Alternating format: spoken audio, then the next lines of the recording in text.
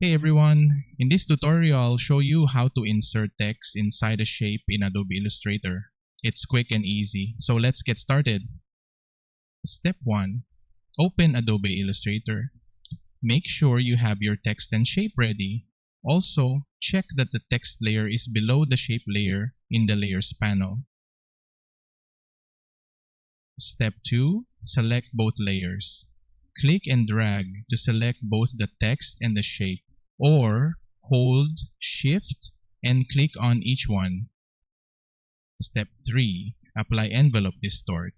Go to the Object menu on the top bar, hover over Envelope Distort, and select Make with Top Object.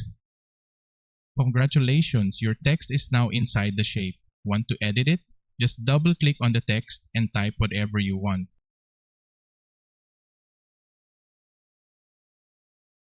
If you found this tutorial helpful, don't forget to like, comment, and share. Thanks for watching.